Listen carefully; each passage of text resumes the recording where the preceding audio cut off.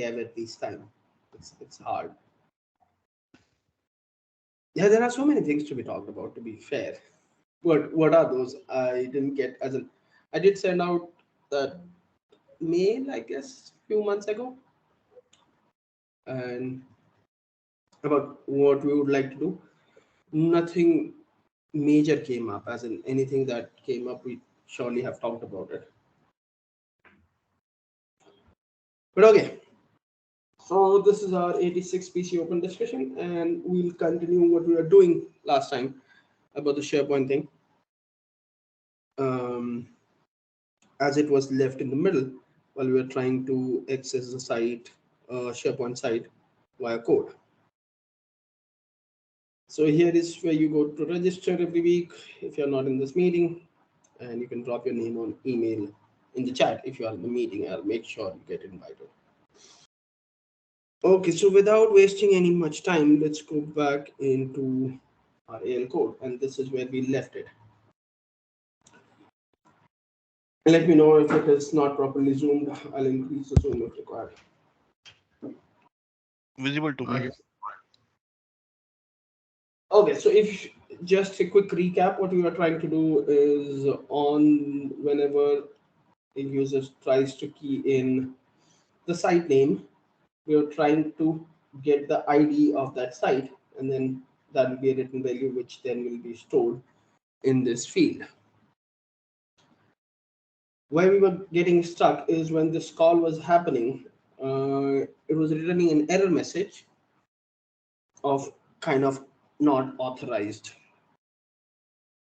So let's quick recap on what a URL we are trying to access here. So if you see here, we are trying to do a graph of site search. And if you go back into our Azure, the app that we have created for this, which is this app, and if you see the API permission, at this moment, we have no permissions because we thought we'll add them as needed so that we understand how they need to be assigned. So because we are doing a site search, we'll go into SharePoint. If I find it easily, yes, here it is. And then inside SharePoint, we will see that there is a permission about sites search. Can a user, can this app, is this app allowed to search sites in SharePoint or not, is kind of defined by this permission. So let's add this permission here. And we have already talked about consent and all. Just to save time, I'll just do it here. The permission is now given to, the consent is given for this permission now. So now let's go back to our code, or it should have been already deployed, I guess, last time. So let's do the SharePoint setup if we can. Okay. And then the site name that we had was just the same PC open discussion. Let's try to access this from here this time. It says unable to access the URL. Okay, let me refresh this. It should have been fixed. Consent. It's already there, I guess, but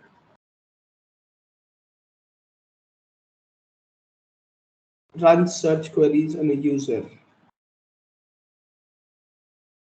Okay. Okay.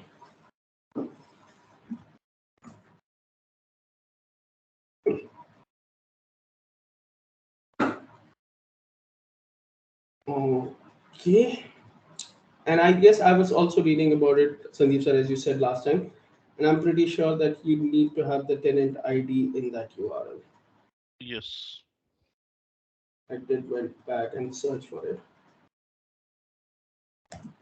Okay. We have that done. Let's put the name of this. That will work. We'll go back to code. Oh. Code is 403. 403 is more or less inaccessible, not permission. But this is the same app that we have just assigned, right? Let me just quickly check it here.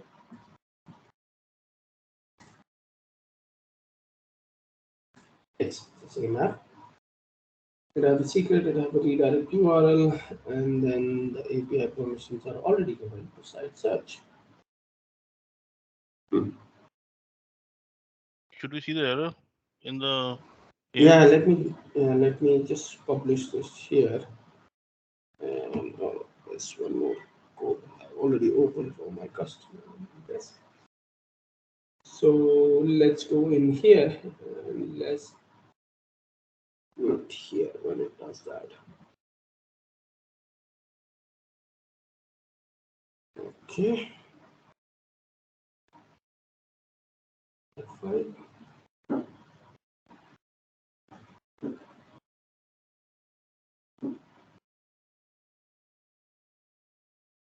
The 403 means that it does not have permission. That's more or less what the 403 is. It should actually generate a success here in this case. Test it out. Okay.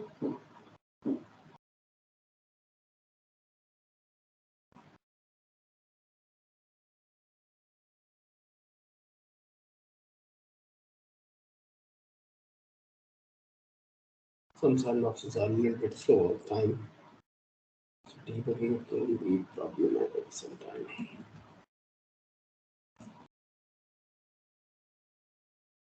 Okay. So let's end this. And let's go back to the code where it is debugging. Okay. Let's go here. And let's check what the results were.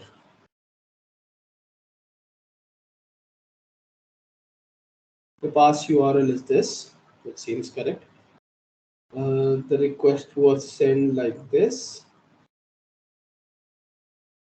It's the same. And then it says the response is 403 for booking. But is it generating the token first? It is, as in the token is being generated, that's for sure. Can we Get see access this to URL label? What's the value there? okay, headers.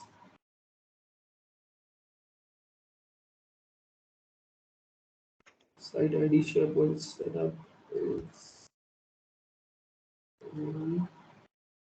It must be in the global, right? which one? The bearer label?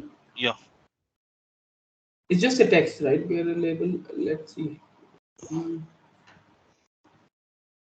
It's going there, that's for sure. And the reason that it's there is because it's going there. No, it's also local. So let's see where that is. Bearer label.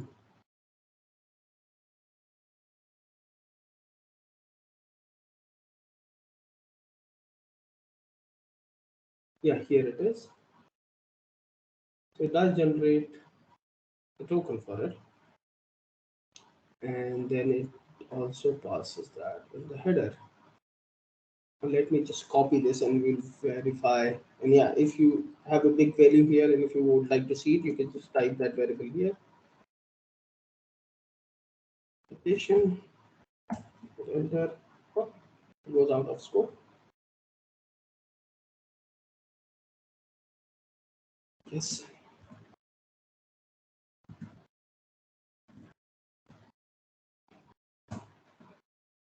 This. And then you can easily copy and paste it if required. And just copy the token just to see that is it the right token or not. But where have you assigned this bearer token? Here it is in the authorization. Okay. Bearer label and the token. So if you have the token, there is a website, right? JSON token or J something. Yeah, jwt.io, which let you scan your tokens. Okay. Let's paste it, and it tells me that it is based on the app, which is this. The app ID is this. So yeah, the token looks okay. So Yeah. yeah, this looks good. That means we have something else going on wrong. Let me see what the URL, past URL is. I'll try that on.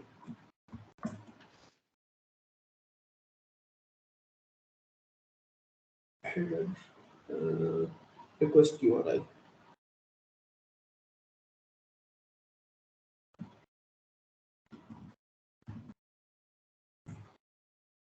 Request URI. No. Okay. We'll copy this value. And let's go back into the Graph Explorer more or less if we can.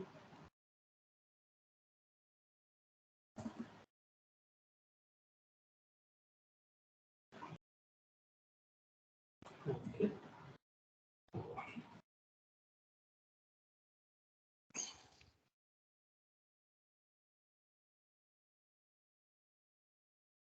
This is graph.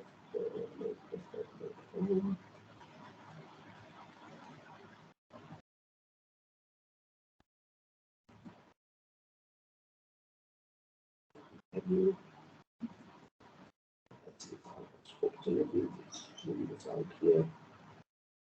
Put it on the other screen and type it here. https graph.microsoft.com/v110 sites search.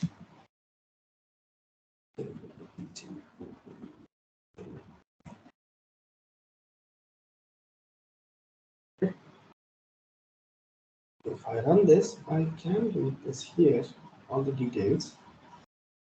Okay, why I cannot read it here? Let me see. That's site read all and site read write all.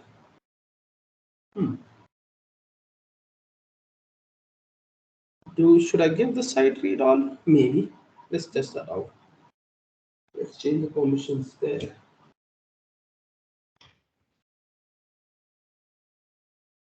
And let's add, oh, this for graph. Yeah, graph also needs some permission. This is happening from the graph. So let's do a site, graph site. What is the site?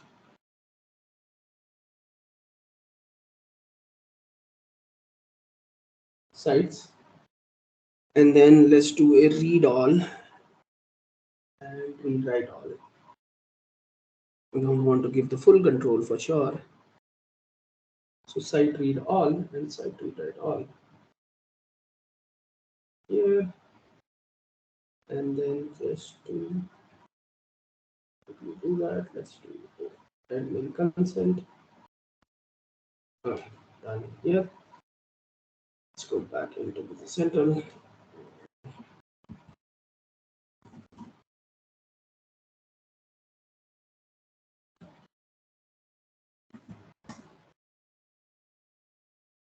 Unable to access URL. Error code is 403.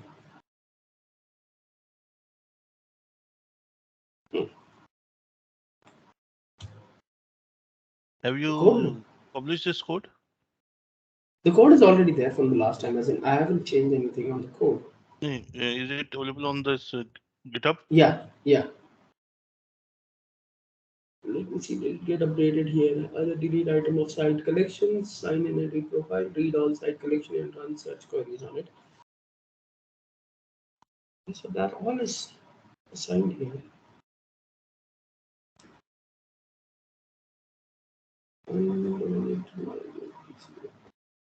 Let me type it instead. No.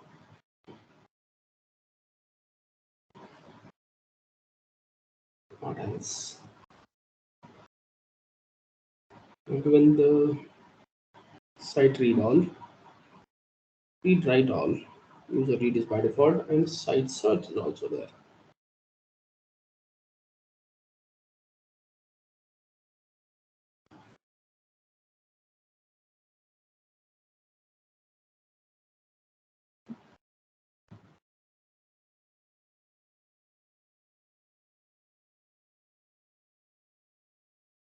At the mass, I have to do this to read and write files. That's it.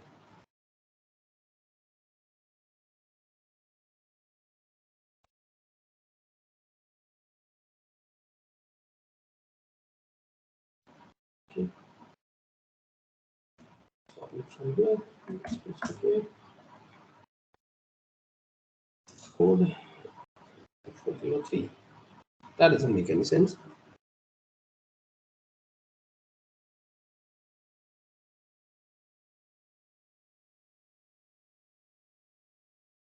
And here, passing the URL, sending this, and why it is possible.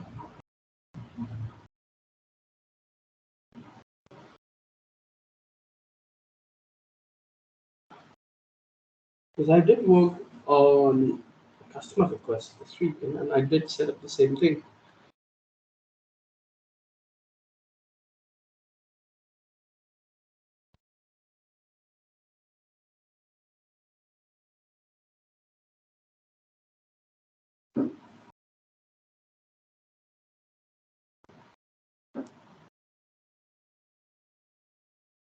Okay.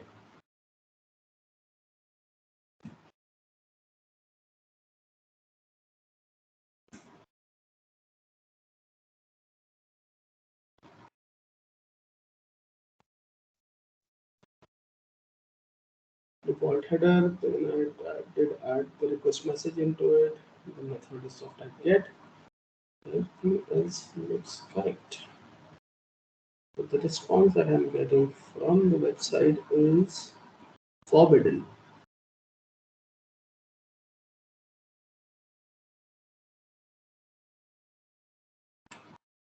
Okay, let's try to pass something else. Let's see, is it even talking to SharePoint?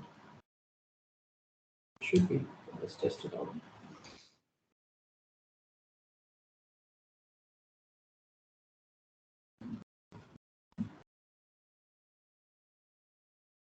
I think I have a test site.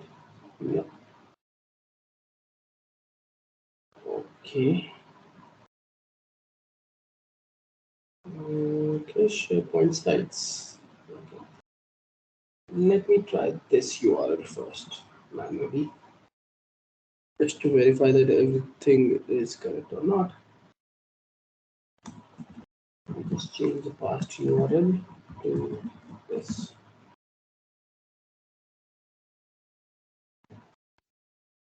Okay.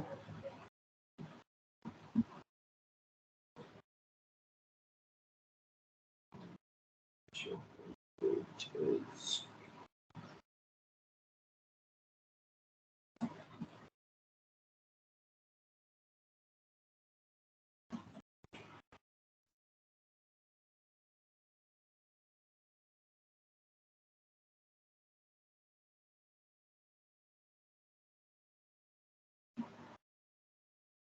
account client target to the base website, and that works without any permissions other than a user permission on it, which we already have. So let's try to do a. This one works. So the problem is not with the code. Problem is again with the permission somewhere. It does return me the communication site URL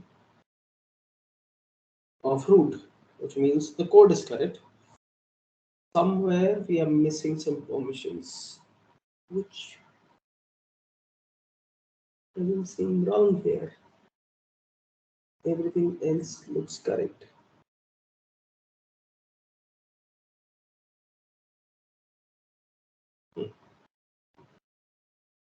Just give me a few minutes. I'm trying.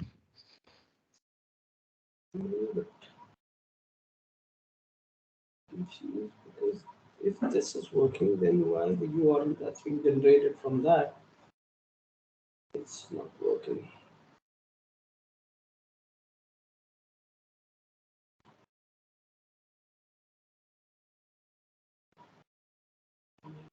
Other sites, let me test out those.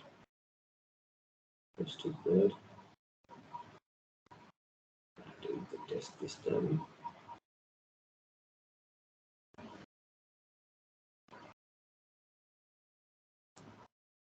Okay, keeping test. No, unauthorized. And it doesn't get either.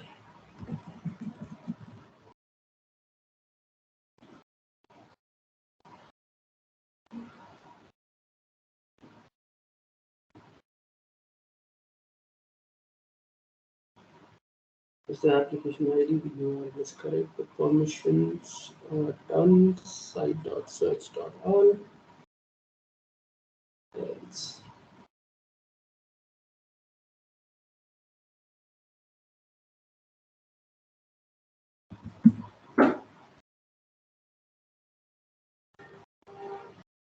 I'm always confused, as I said, about the application or delegated, so I'll also do this. Maybe this will work. Does anyone here know what's the difference between an application and a delegated one? Delegated normally requires user to accept. That is Okay. the idea. And application is for silent, basically. This is what I read. Yeah, I have given both at this point. It's unable to access the URL.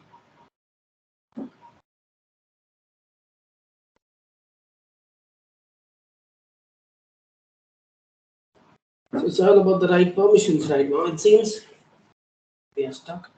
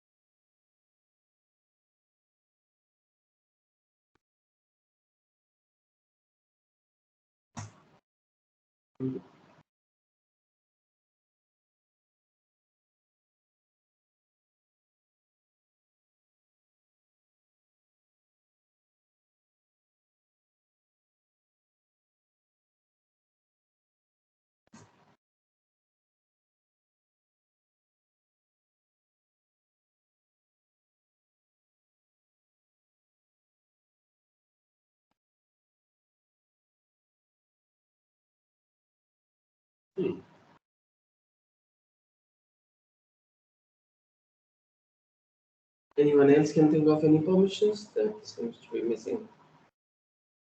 That's all I know from the permission side.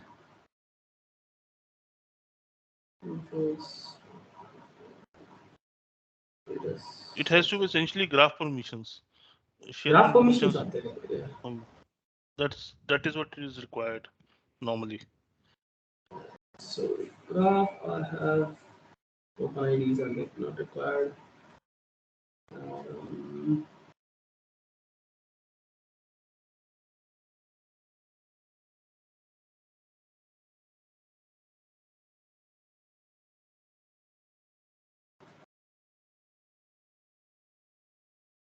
Retype all files, and then for the sites, I'm pretty sure I had something defined. Read and rewrite all. I have file rewrite all. I have site read all. Site rewrite all. User read is default. And then the site search all.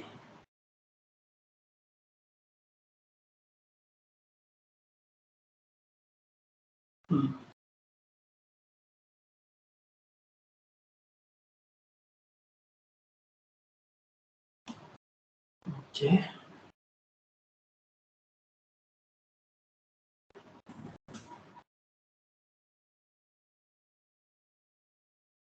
I cannot do that part. Okay, let me try utilizing this from the graph explorer.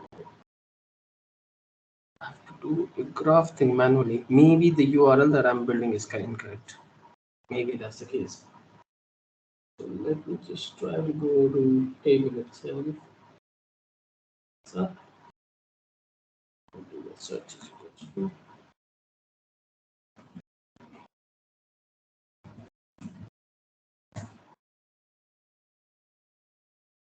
Okay, maybe I'm doing something wrong here. I cannot think of anything else that I would have done wrong. So let me hard code this here.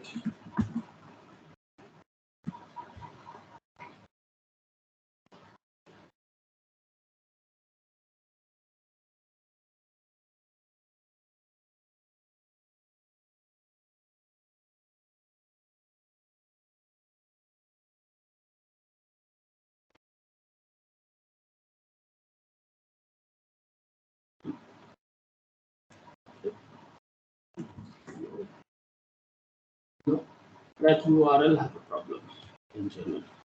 Oh, not the URL. The permission have problem somewhere.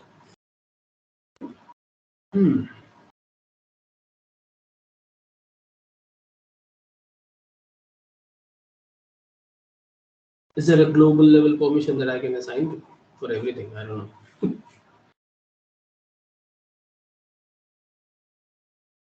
Global permission for what?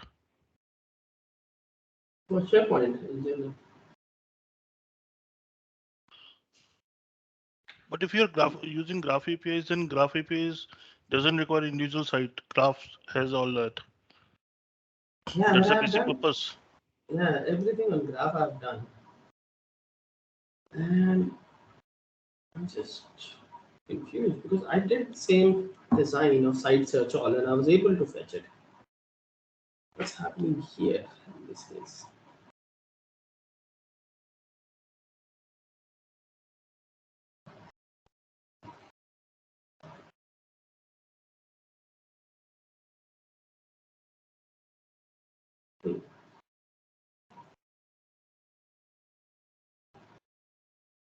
Okay, so for the time being, if we are getting stuck with the permission, I don't want that.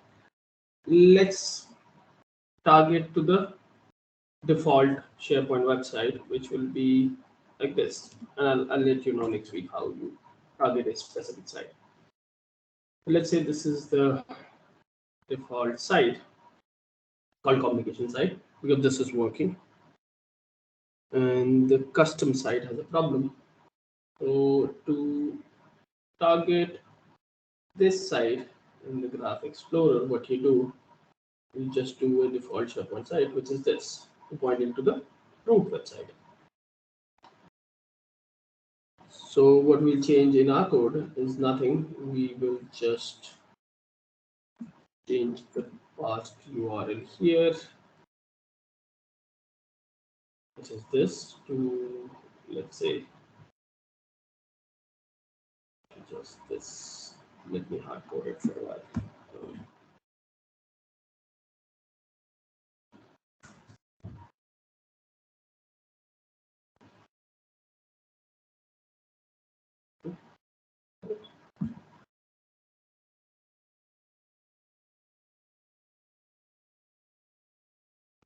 Yes. And let's stick to it so that we can move forward from this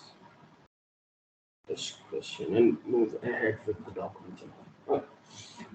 So let's assume that we are targeting to the root website, and then this code should respond us whatever we are getting from the Graph Explorer, more or less the same thing,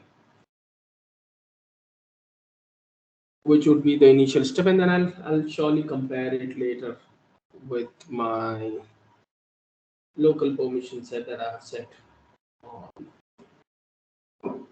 customer environment where I was doing this. I'm pretty sure it does work. So once we have it and we reach to this point, and right now it's pointing to default, so I can write anything. Let's say default because it's just on validation. It returns me something like this because we have messaged out what came out as a response. To analyze this, let's go back into the Graph Explorer, and this is what we are getting in the response. The same text in this message window. Now, anything that comes out as a response of the Graph API call is in form of JSON, which is this, a name value pair combination. And inside this, what we are looking for is the ID in this case. Because this is a default website, we are just seeing this, but if you are looking into the same website which we were trying earlier, you would get a different kind of response. And let's test this out, because that's the common response that you will see from most of the calls that you'll make.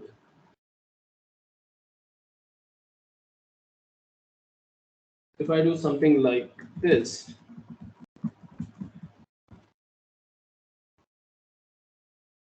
in the response, what you see is a collection if there are multiple values, and the results are actually stored in this array, this JSON array called value.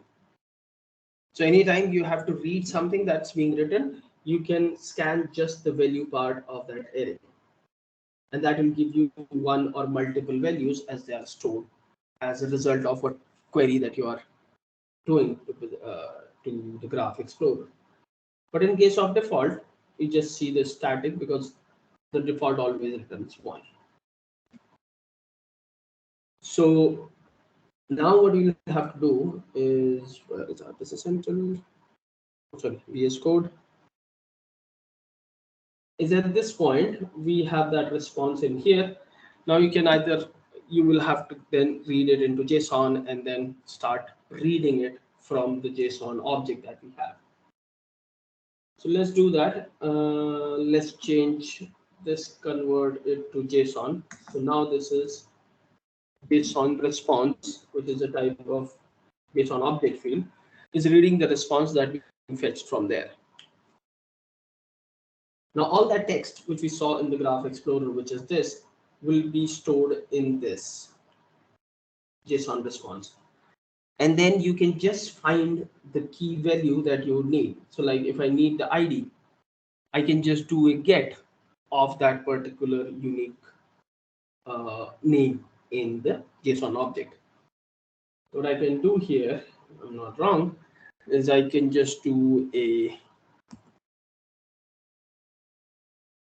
my JSON response.get. And then if you see the parameters of get, it's a key value combination. So the first parameter is a key, that which value you would like to fetch from it. So I'll say I'm looking for ID. And then the response of this, the get, is get stored into this result of type JSON token. So we'll have to define a JSON token to fetch the result. Let's say JToken of type JSON token. A token is a pretty cool data type that's available, because it can be translated into different things. Let's understand what those are. Okay, it gets fetched into JSON token, and then you can do a JSON token, and then you can read it as various option as you have. So you can write this data as one read from string, as one which reads the JSON token, if I'm not getting confused with this with something else. What? You will have to read to fetch the value that's in the JSON. What you do, I guess you first convert it to an array and then read it, if I'm not wrong.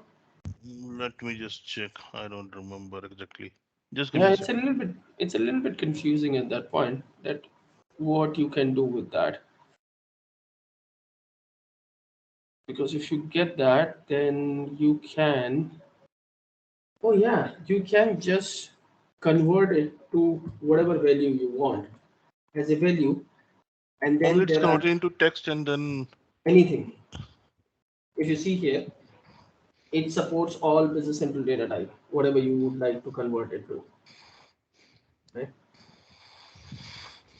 So we would like to convert it to as text, because that's what we are going to reply in the ID field.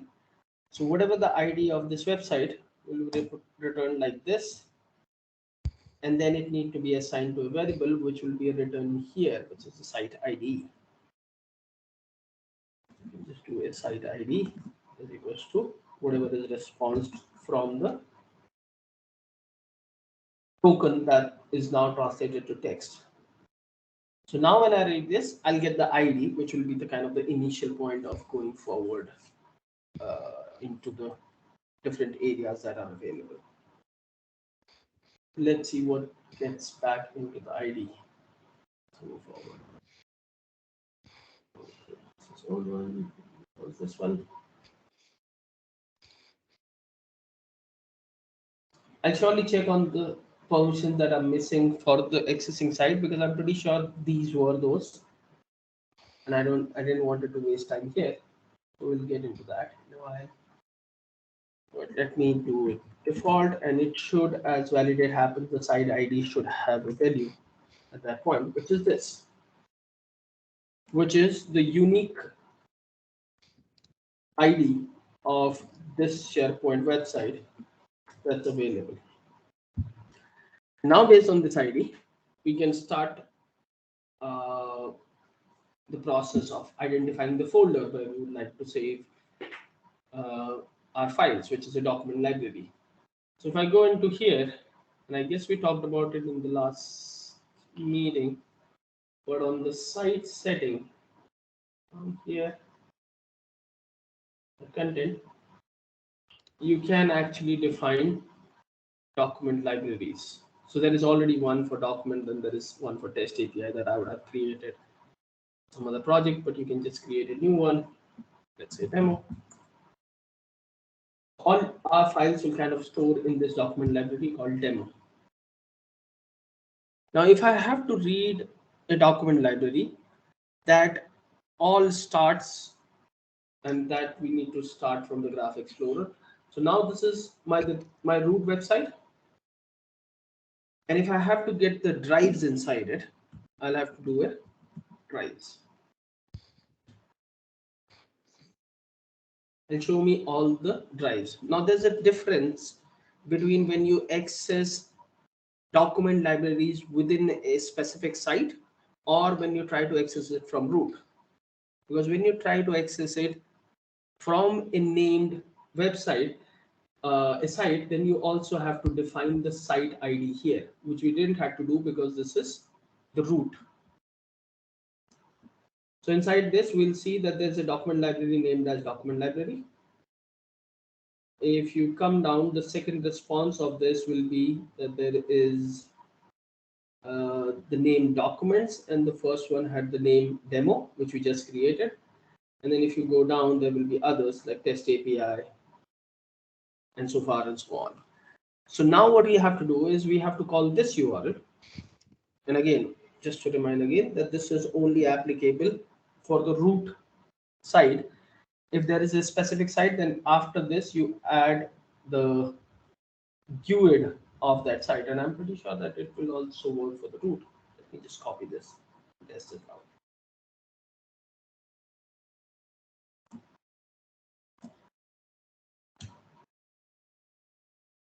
Okay, it also works for this. If you would like, instead of roots, if you want to give its ID. So the URL that you will have to send to get this response would be the static part of this. Then this based on the first parameter that we have received, and then the a fixed word called drives to fetch all the drives inside that site. Okay, so let's do the same thing here. And in this, we'll also do the same thing. I'll just copy this in here. The document library. And our URL will change, as I was saying, after version 1.0, it will be the sites. And then let's use the same method, the site ID. And then after that is a static word called drives. So we'll just build this URL, drive base URL, and this will return us what we need.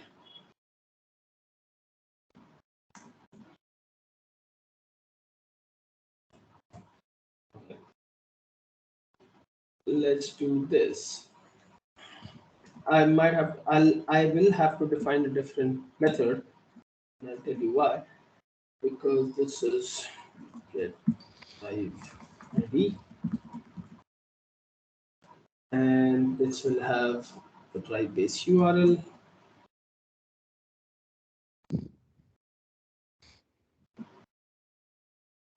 Your string substitute. We give the base URL, and then we need the site ID as one parameter, and then the next parameter would be nothing. We just need one, and this will return me the document library ID. I guess we had a fold for it. Yes. Okay, so here it is that we need called get drive ID. Now we will need a different method for it because the earlier one was returning just one value as a response of it, which is either the one site or either the root website, which we had to change because of the permission issue. It was returning one value, but in this particular case, it will return multiple values based on how many document libraries are there, which we cannot define. So we'll have to kind of store it in some temp, and then based on the user selection, we'll have to kind of deal it with that way. We should make it generic, but maybe that's up for the next meeting.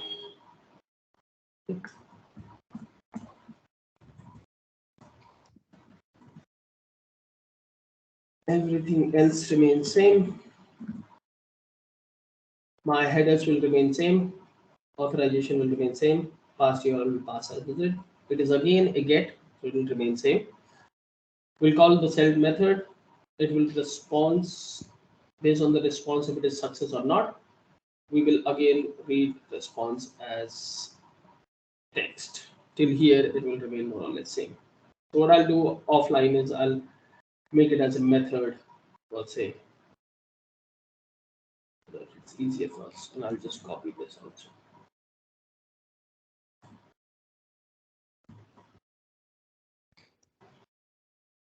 Okay, so now we have the, and here we have the response in the JSON response.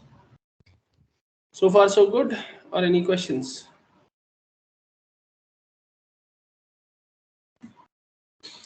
Okay, so the one thing that we saw here, and we have already talked about it, that the result always contains a array, JSON array of type value, which have everything.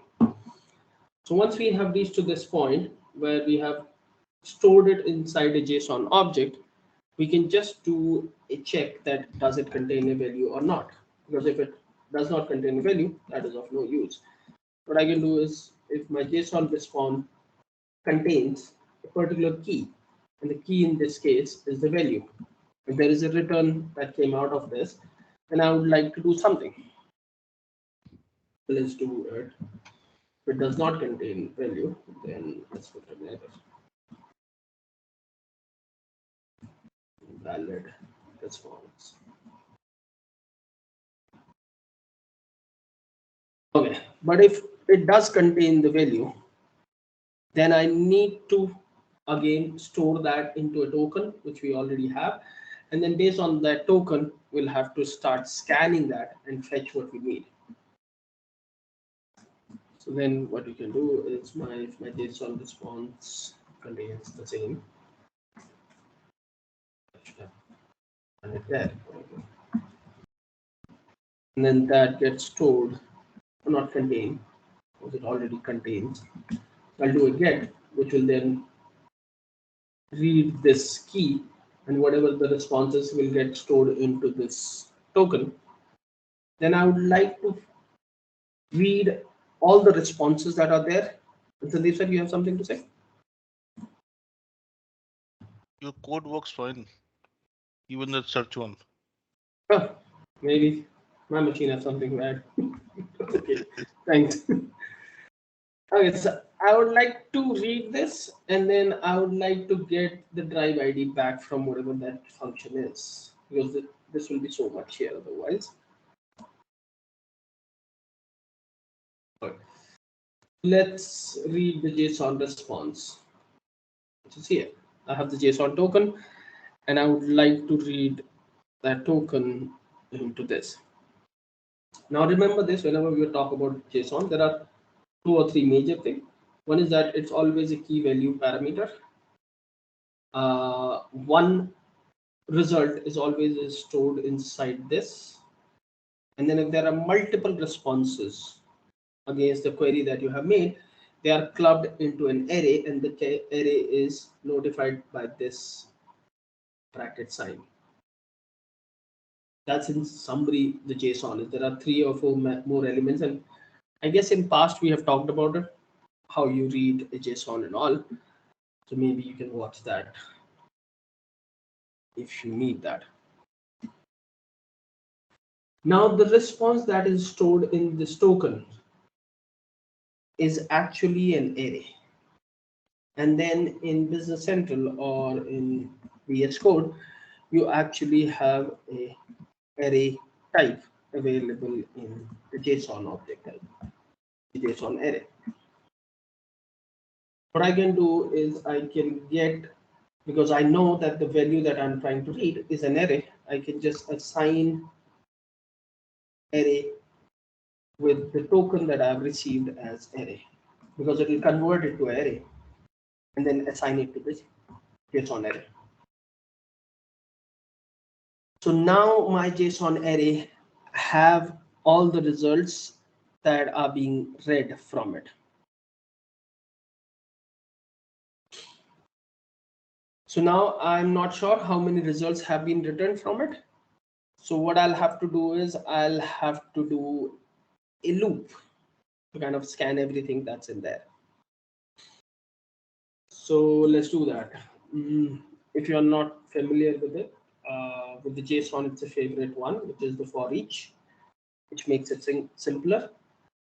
And then in the for each, like in most of the programming language, you can also define a separate token. Let's say this is my single token, which is the single result out of that array, which will be again stored as a token. So inside this array, all this which is in part of this curly braces is one token. And these are the different tokens that are stored in there. So at this point, there are 3 responses in it. So we know based on value that it is an array, and then we are scanning through the whole value array to find out how many values are in, and then we'll try to read that. So then you can do a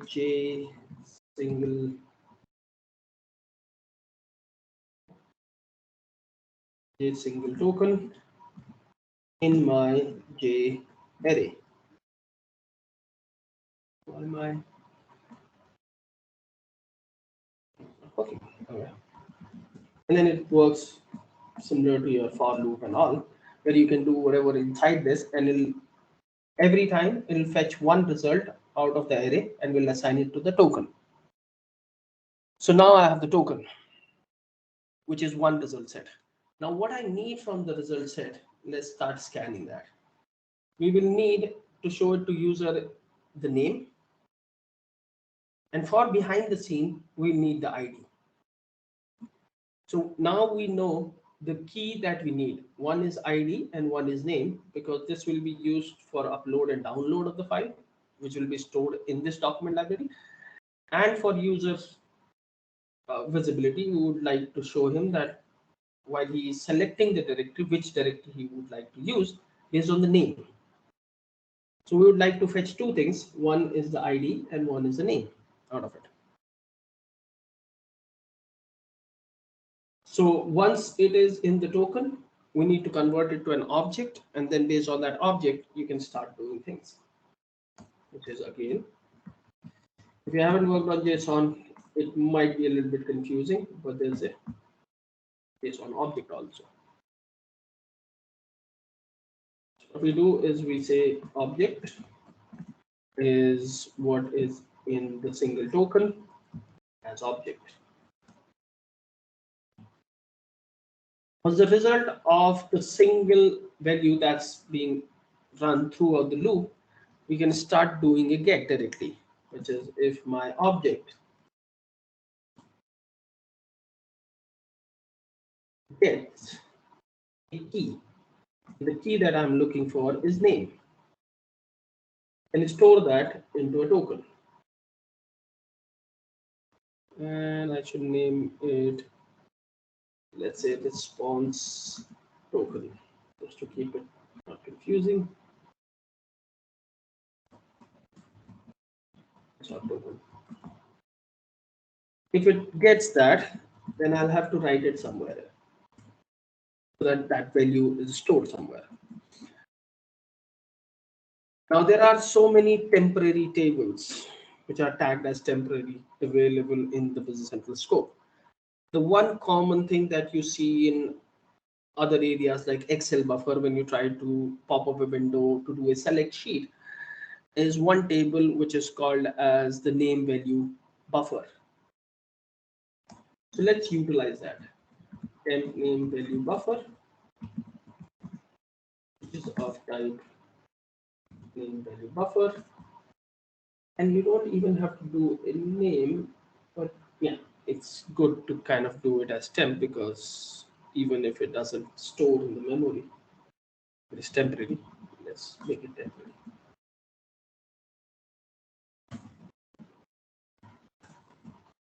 So if this is found, let's initialize this. And let's use one of the variable in it, which is, let's say, ID, which is of type integer. Do I need ID? No idea. Oh, okay, yeah, it'll be the primary key, right? So let's just define a record count just to kind of initialize the ID. Oh, I'm confused over here. So let's increase it by 1. Okay, so now this gets assigned to the ID, which initializes the primary key. And then I know that I'm looking for the name. So if I get it, I should store that JSON token. Let's see. There's a name, which is demo, and then there is ID and name. Right. So then let's also do a temp value buffer dot. Let's save it in name. Name is of type text. Okay. And let's store the response that we have received as text. I do it as text, as value, right? As value as text. I always get confused with this. This will take the value that is assigned to the name key and will store it into the name. That's the first thing. Now the second thing that we'll be doing is about the ID that we get out of it. So if I get the ID out of it, and again I'll store it in the response token. Then what I would like to do is my temp value buffer dot, and there is another text called value, and we'll use the same string. Okay. Now this will then kind of complete that request, and after that we will insert it in this temp name value.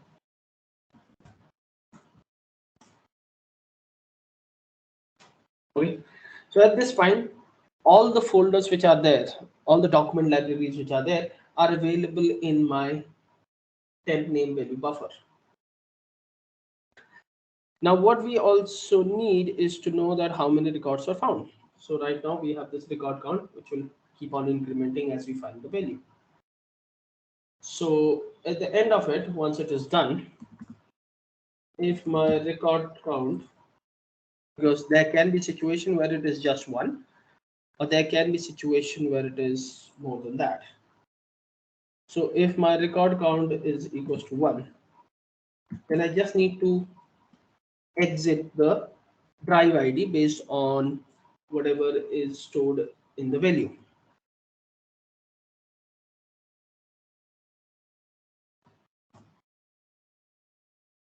I'm also returning the drive name, which is already there. Do I need that? No, I don't. Wait a minute. This is on a different thing. It should be on lookup, and then it should get the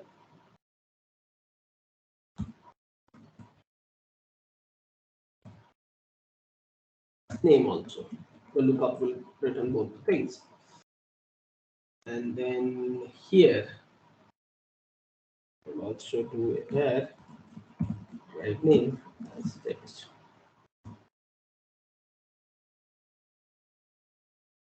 So if my record count is 1, that means I know that there is only one document library. I'll assign the drive ID and drive names from my 10 value buffer. Let's do a find first, more or less. And then based on the 10 value buffer dot whatever the drive name, the name was stored in the name, which is cool. And then the drive ID was stored in the value. So if it only returns 1, then this will solve this problem. But if there are multiple available, like we have in this case, then we'll use the default Microsoft page for lookup, which is model. The page that we are looking for is the same, which is attached to this table, which is name value lookup. And we'll assign the name value buffer. Now, once the lookup comes to the user, he or she will be able to select which value they would like to choose from it. And then based on their selection, we will just assign the drive ID and drive name. So far, so good? Yes. Do I even need this? I don't think so. Yes. So if everything is correct that we have written, let's see, there seems to be some problem. Okay. Oh, I did not add it there. Parent one. So just add it here also.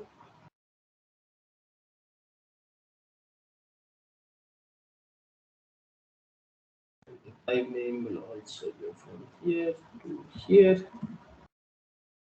Everything compiles, seems so. Okay. Let's do publish and see what happens here. So if everything is coded correctly, we should see a document library name. And in the similar line, the next time we'll meet, I'll already have a code for this so that we can move forward directly to the uploading and downloading files into it. Okay. Okay, so it lost it. Once I have this, the site ID defined here, I should be able to do a lookup on my document library name. And if everything goes well, it should pop up a page where I should be then able to choose, but it's not going there. I have the code on the lookup, right?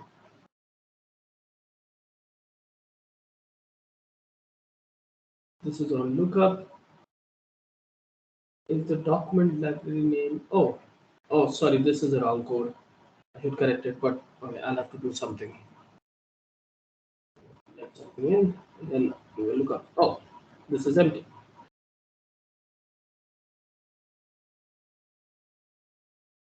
Why this is empty?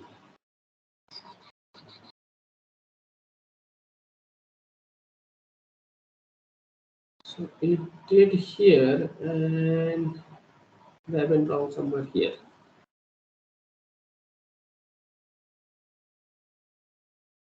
Let's do a publish of this.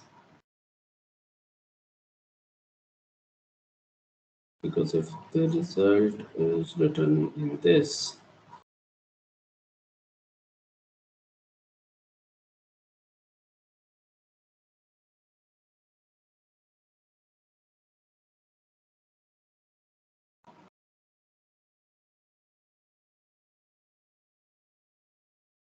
okay, let's edit this. Let's do a demo. Let's do one here. Oh, I did not keep looking again. Let's continue this. This is solved. Yeah, okay. And let's now click on this.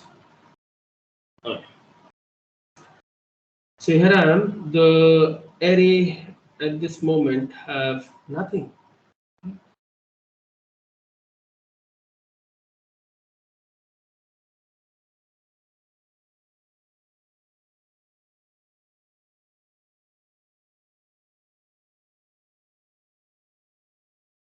The JSON token, the response token is empty. JSON token is empty. J token is empty. What went wrong? Earlier you were typing default. Now you're typing demo. That's okay because that's just because it's I'm pointing to the default website. It's a static URL.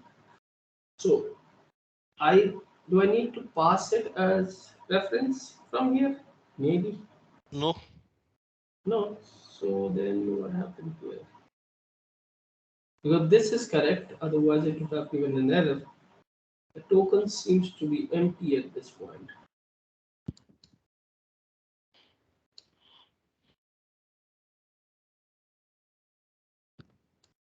Last here.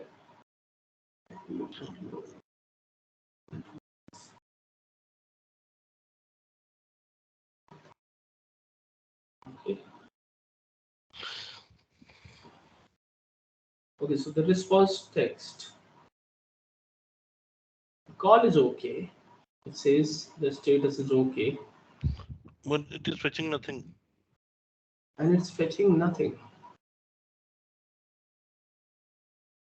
Is there a library within this? There are 3 libraries based on the graph. So now let's see. Yeah, there is a response text, which is empty. Empty.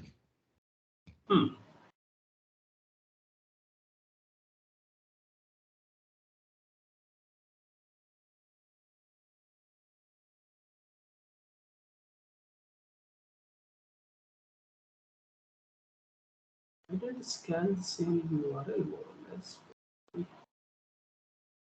Copy value. Can I do a copy value? This is always no. Scope. First URI should be in scope. Okay.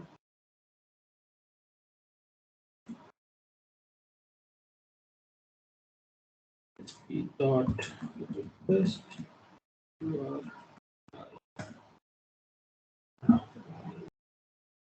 Scope. Last URL.